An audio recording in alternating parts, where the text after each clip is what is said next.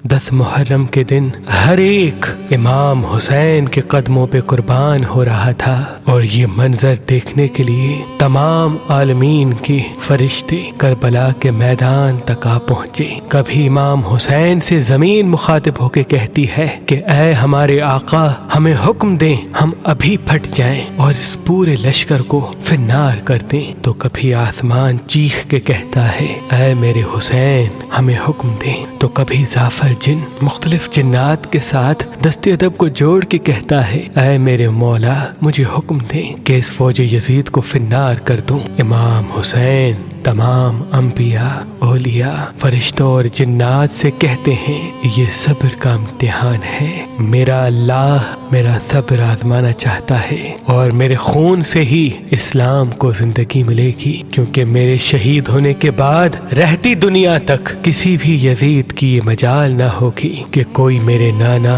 حضرت محمد مصطفیٰ صلی اللہ علیہ وآلہ وسلم کی شریعت کو جھوٹا کہے۔ بس سب مولا حسین کا امتحان دیکھ رہے ہیں۔ امام حسین علی اکبر کے سینے سے برچھی نکالتے ہیں تو کبھی اپنے 6 ماہ کا بچہ قربان کرتے ہیں۔ جب آپ کے ساتھ کوئی نہ رہا، آپ خیام میں آتے ہیں، بیویوں سے الوداع کہتے ہیں۔ امام سجاد کو وصیتیں کرتے ہیں کہ اسلام کے لیے ہر دکھ تکلیف کو برداشت کرنا، لیکن قدم قدم پہ اپنے نانا کی رسالت کی گواہی دیتے رہنا۔ بس جیسے ہی بیویوں سے الوداع کہہ کے زلجنا کو حکم دیتے ہیں کہ اے میرے گھوڑے، مجھے میدان میں لے کے چل، زلجنا آگے نہیں بڑھتا۔ امام حسین زلجنا کے قدموں میں دیکھتے ہیں کہ آپ کی بیٹی سکینہ زلجنا کے پیروں میں لپٹی ہوئی ہے۔ آپ اترتے ہیں، اپنی بیٹی سے فرماتے ہیں اے میری بیٹی سکینہ، اپنے بابا سے الوداع کہو۔ بی بی سکینہ فرماتی ہے بابا صبح سے لے کے اب تک جو میدان میں گیا وہ واپس نہیں آیا۔ امام حسین فرماتے ہیں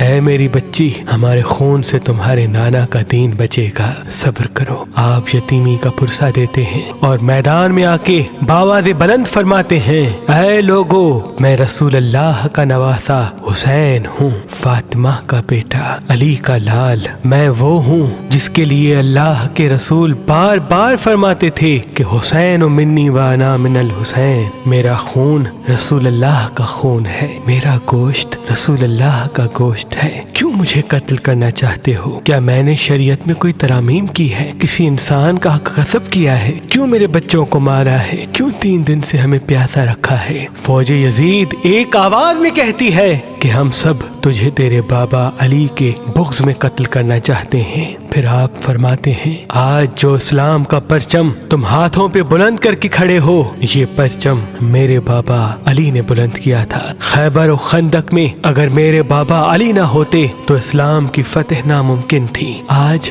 اس علی کو یہ صلہ دے رہے ہو کہ اس کی اولاد کو اس بیابان میں بھوکا و پیاسا کر کے قتل کر رہے ہو۔ بس عمر بن سعد کہتا ہے کہ حسین کی بات نہ سنو، حملہ کر دو۔ تاریخ نے لکھا امام حسین علیہ السلام کے مد مقابل جو بھی آیا وہ فنار ہوا۔ زمین پہ اس سے پہلے ایسی جنگ نہ دیکھی گئی کہ ایک 3 دن کا بھوکا پیاسا شیر کی طرح لڑ رہا ہے اور فوج دور دور بھاگ رہی ہے۔ بالآخر شمر عمر بن سعد نے یہ سوچا کہ یہ علی کا شیر ہے، اس سے مقابلہ کرنا ناممکن ہے۔ پوری فوج کو کہتے ہیں کہ ایک ساتھ امام حسین پہ حملہ کیا جائے، لیکن کوئی بھی امام حسین کے قریب نہ جائے۔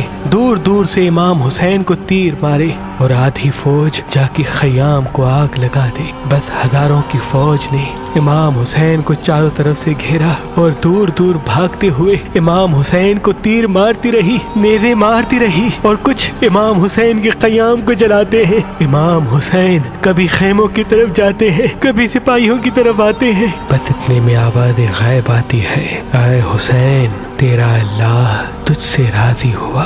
امام حسین تلوار کو روک لیتے ہیں۔ فوجی اشکیا جیسے ہی امام حسین کی رکی ہوئی تلوار دیکھتے ہیں تو وہ لوگ جو امام حسین کو دیکھ کے بھاگ گئے تھے وہ بھی قریب آنے لگتے ہیں، اور دور دور سے جس کے ہاتھوں میں جو چیز ہوتی ہے وہ امام حسین کی طرف پھینکنے لگتے ہیں۔ تاریخ نے لکھا جس کے پاس نیزے تھے وہ نیزہ مارنے لگا، جس کے پاس تیر تھے وہ تیر مارنے لگا، جس کے پاس تلواریں تھی وہ تلواریں مارنے لگا۔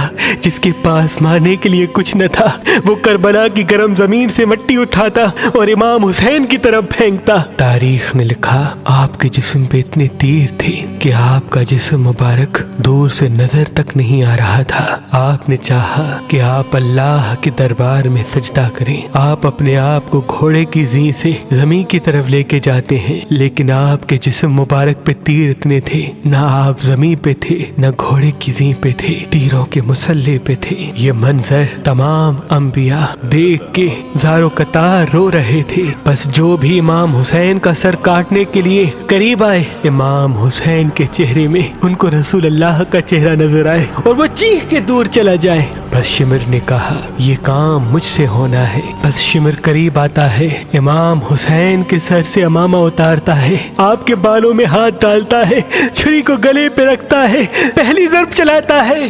حضرت آدم علیہ السلام اللہ کے رسول سے فرماتے ہیں یا رسول اللہ آگے میں نہیں دیکھ سکتا۔ جیسے ہی دوسری ضرب چلتی ہے، حضرت نوح علیہ السلام فرماتے ہیں یا رسول اللہ آگے میں نہیں دیکھ سکتا۔ جب تیسری ضرب چلتی ہے، حضرت ابراہیم علیہ السلام فرماتے ہیں یا رسول اللہ میں نے تو اپنے بیٹے کی قربانی کے وقت ہی اپنی آنکھوں پہ پٹی باندھ لی تھی، آگے میں نہیں دیکھ سکتا۔ بس ضرب چلتی رہی۔ ایک وقت ایسا آیا اللہ کے رسول نے آنکھیں بند کی اور فرمایا اے علی اب آگے میں نہیں دیکھ سکتا۔ بس ایک وقت ایسا آیا کہ امام علی نے بھی آنکھیں بند کی اور بی بی فاطمہ سے فرمانے لگے اے فاطمہ آگے میں نہیں دیکھ سکتا، اب تو جان تیرا بیٹا جانے۔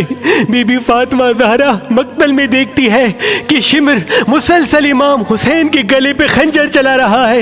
آپ قریب آتی ہے، دونوں ہاتھ امام حسین کی گردن پہ رکھتی ہیں اور فرماتی ہے اے شمر نہ مار، میرے بچے کو نہ مار، میں نے چکیاں پیس کے اس کو پالا ہے، یہ تیرے رسول کا نواسا ہے۔ لیکن افسوس شمر مسلسل امام حسین کے گلے کو کاٹتا رہا۔ شمر دیکھے امام حسین کے مسلسل لب ہل رہے ہیں، سوچا کہ شاید حسین ہمیں بد دعا دے رہے ہوں گے۔ قریب آ کے جب سنتے ہیں تو امام حسین فرما رہے تھے اے اللہ میرے بچوں کی قربانی قبول کرنا، میرے عزیز و اقارب کی قربانی قبول کرنا۔ تیرا شکر ہے کہ تو نے اپنے محبوب کے اس نواسے حسین کو اس عظیم امتحان کے لیے چنا، میری قربانی قبول کرنا۔ تو عظیم ہے، تو اعلیٰ ہے، اگر میری 70 جانیں بھی ہوتی تو وہ بھی میں تیرے نام پہ تیرے اسلام پہ قربان کرتا۔ سلام ہو آل محمد پر،